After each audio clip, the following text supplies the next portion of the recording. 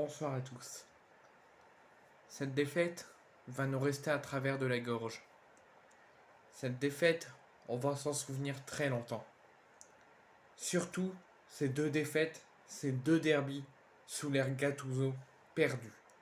La défaite 3-2 à Monaco juste avant la trêve internationale. Au retour de la trêve internationale, on joue un deuxième derby et on s'incline. Et ça, c'est inacceptable. Perdre deux matchs ultra importants face à très probablement nos deux concurrents directs pour jouer la phase de poule de la Ligue des Champions la saison prochaine. On a deux derbies à jouer, deux derbies à l'extérieur avant de les affronter chez nous pour deux nouveaux derbies mais pour la phase retour de la Ligue 1. On n'arrive pas à s'imposer. Défaite 3-2 à Monaco, défaite 1-0 à Nice. Et ça, c'est inacceptable. Perdre, ok, on peut perdre un derby sur les deux. On ne peut pas toujours gagner à chaque saison les deux derbies. Mais on ne peut pas perdre les deux derbies. Quand on s'appelle l'OM, qu'on a la devise droite au but, qu'on a une étoile sur le maillot, si on est fier de porter ce maillot, on ne peut pas faire ce genre de match et perdre ces deux derbies dans la même saison. Donc j'attends une toute autre performance, un tout autre derby sur la phase retour l'année prochaine, à Marseille face à Monaco et à Marseille face à Nice. J'espère que l'OM se souviendra de ses erreurs, se souviendra de ses deux défaites et les changeront en deux victoires. Encore une fois, l'arbitrage était contre l'OM. Je pointe pas toutes les décisions de l'arbitre du match sur cette rencontre. Je ne vais pas en revenir sur cela, je ne vais pas en parler. Mais l'unique erreur d'arbitrage que je ne comprends pas, c'est juste avant le coup franc de Nice suite au deuxième carton jaune de Balerdi qui lui vaut une suspension. Donc il sera suspendu pour le prochain match et il a reçu un carton rouge. Tout de suite, dès que Balerdi a reçu le carton rouge, donc tant que Balerdi sort du terrain et en plus il y a une petite tension sur le banc, donc l'arbitre allait mettre un carton sur le banc niçois, donc il y avait le temps de faire ces changements. L'arbitre aurait dû accepter à Gattuso de faire ces deux changements et l'arbitre et le quatrième arbitre ont tous les deux refusé que Gennaro Gattuso fasse ces deux changements. Et ça nous a coûté ce but. Certes, on était peut-être ailleurs, on s'attendait peut-être à un changement et on n'était pas à 100% concentré et c'est pour ça qu'on s'est pris ce but. Mais l'arbitre, je ne comprends pas que l'arbitre ait refusé ces deux changements. Parce que Gennaro Gattuso a tout de suite vu l'impact de ce carton rouge, a voulu tout de suite faire entrer Bamo Meite pour remplacer Balerdi qui a reçu le rouge et faire entrer Kondogbia. Et juste avant ces deux, au moins l'équipe est renforcée et l'équipe est. S'il y a eu des remplacements nécessaires qui peuvent aider l'équipe sur les coups de pied arrêtés, etc. Une preuve technique qui peut supplier le rouge de Balerdi. Parce que là, on était à 10. L'arbitre aurait accepté l'entrée de Kondogbia et de Bamo Meite. On serait passé à 10 toujours sur le papier, mais à 11 sur le terrain.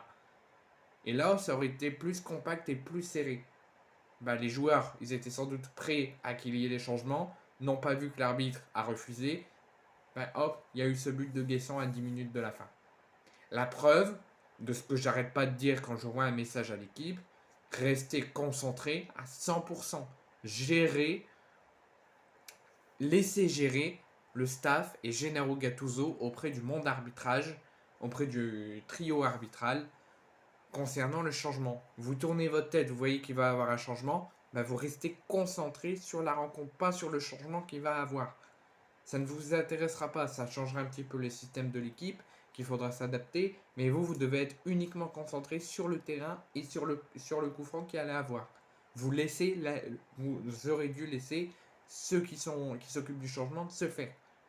Là, vous étiez concentré sur le changement possible qu'il allait avoir. Vous étiez peut-être aussi furieux que l'arbitre aurait dû accepter et refuse ce changement. Donc du coup, ça nous a laissé en infériorité numérique à 10. Et ça a été en conséquence. Donc c'est pour ça que ça me rend très furieux que l'arbitre ait pris une très mauvaise décision et refusé l'entrée de Bamo Meite et Kondogbia. Tout le monde dit sur les journalistes Canal+, que Bamo Meïté et Kondogbia n'étaient pas prêts, c'est faux. Kondogbia et Bamo Meïté étaient en train de s'échauffer en attendant que l'arbitre puisse retourner sur le terrain après avoir donné un jeune sur le bord de Nice pour pouvoir faire la rentrée. Ils étaient prêts. Et l'arbitre a dit non, on fait le coup franc d'abord. Ça, c'est pas normal. Ça nous a laissé en conséquence et en infériorité numérique. Normalement, l'arbitre aurait dû valider le changement pour que les deux équipes soient entre guillemets à 11 et que le match puisse continuer. Donc après vous avoir parlé de ça et de cette grosse mauvaise décision arbitrale et ce manque de concentration de l'OM sur ce coup franc et sur ce non-changement, on va parler de la composition qui m'énerve de Gennaro Gattuso. Je vous en ai fait une vidéo. J'ai même fait la composition de l'OGC Nice juste avant la rencontre. Paolo Lopez débute dans les cages. Jonathan Klaus, Mbemba, Balerdi, Lodi. Donc Lodi à gauche, Klaus à droite, Balerdi, Mbemba en défense centrale. Rongier, Unai, Njai, Harit, Sarr et Aubameyang à la pointe de l'attaque. Je ne vais pas refaire mon coup de gueule. Je ne vais pas refaire ma réaction sur la non-titularisation de Vitinha et de mettre Aubameyang en attaque. Je vous l'ai dit dans la vidéo d'avant-match sur la composition officielle. Vous pouvez aller voir, j'en ai parlé sur le choix de Gattuso de mettre Aubameyang au lieu de mettre Vitinha. Vitinha s'est échauffé, il n'est pas rentré et ça me rend encore plus furieux.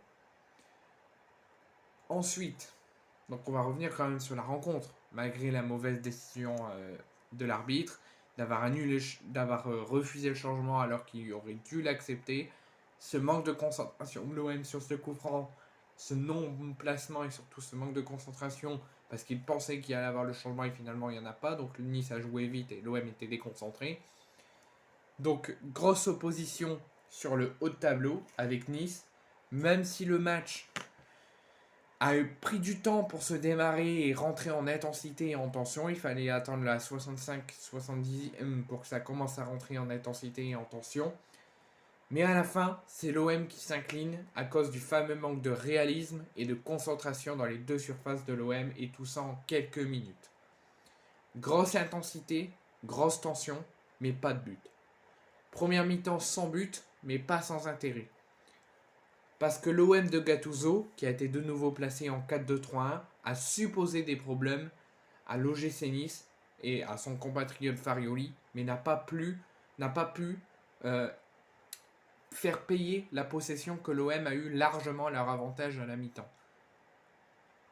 Si la possession est pour les Phocéens qui donnent l'impression de jouer au Vélodrome, cela reste insuffisant en termes de réalisme offensif. Beaucoup d'erreurs, beaucoup de glissades. Encore en deuxième période, j'en parlerai juste après, où ça a été encore plus cauchemardesque. En première mi-temps, il y a eu des glissades, mais l'OM s'est tout de suite remis devant et a tout de suite essayé de retrouver l'intensité perdue en glissant et tout de suite a essayé d'être bon offensivement. Mais c'était beaucoup trop peu. L'OM a montré, franchement, sur la première période, j'ai eu aucune inquiétude pour l'OM. Nice était à l'ouest, Nice s'est quasiment même pas montré sur toute la première période. L'OM a été bon, l'OM s'est montré transcendant, s'est montré puissant.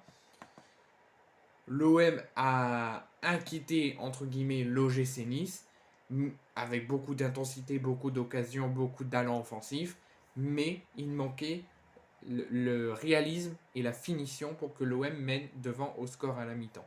Parce que pour moi, je suis très satisfait et je trouve une première période excellente pour l'OM.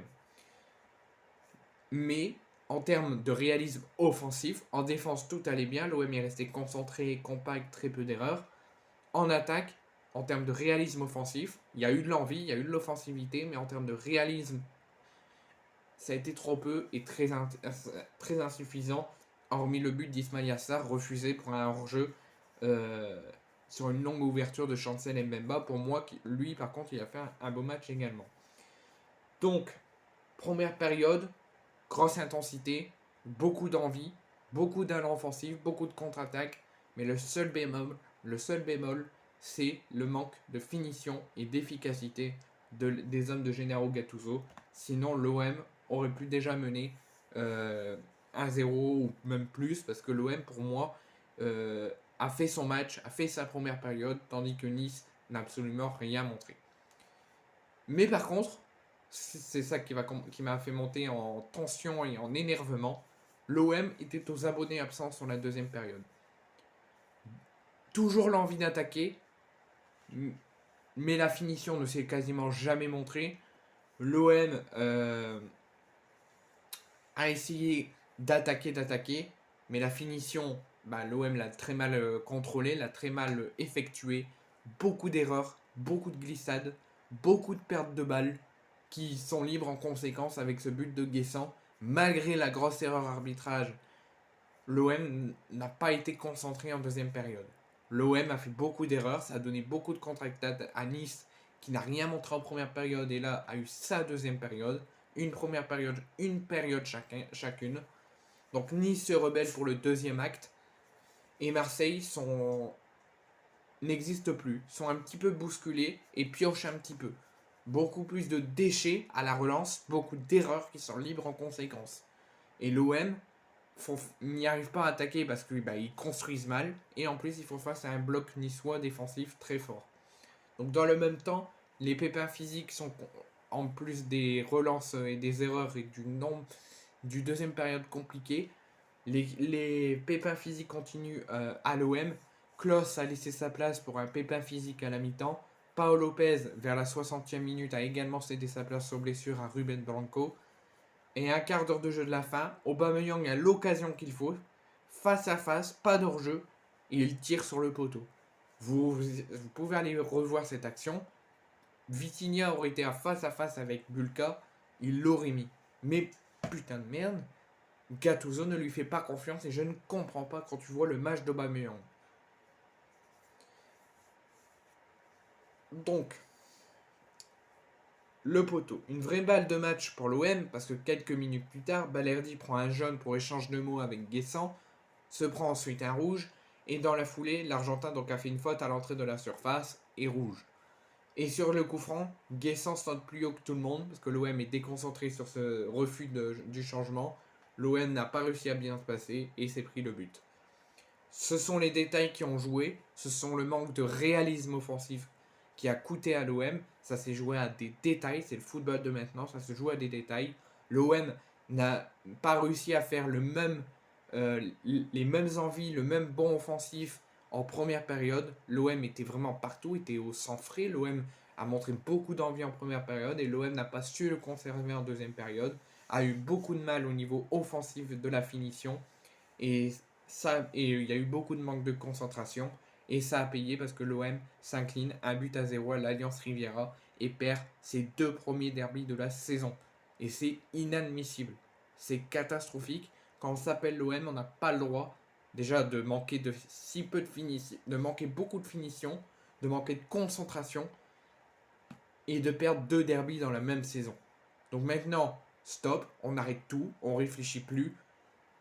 Vous avez intérêt à vous rebeller, à arrêter toutes ces erreurs, ces excuses à chaque fois à trouver, ce manque de concentration, il y a le changement qui doit se faire, ça se fait pas, vous restez concentré, vous restez votre cerveau et votre tête sur le terrain. Et la bonne première période que vous avez fait lors du premier acte, toute cette envie, toute cette intensité que vous avez mis, vous aurez dû le conserver jusqu'à la fin. Même s'il y a eu ce non-changement, ces pépins physiques à répétition, vous aurez dû laisser vos coronesses comme vous l'avez fait en première période. Si on fait ça en première période et qu'on lâche tout et qu'on ne fait plus rien en deuxième, autant arrêter la saison et déclarer forfait sur tous les matchs. Et il faut arrêter les erreurs. Bordel de merde, il y a eu 15 jours de trêve internationale. Gattuso, les joueurs ont dit on a bien travaillé, on s'est bien entraîné, on a revu tout ce qu'il ne fallait pas. On revoit l'OM d'avant la trêve internationale. Très peu de concentration, très peu de finition offensive, beaucoup d'erreurs et qui paye cash avec la défaite.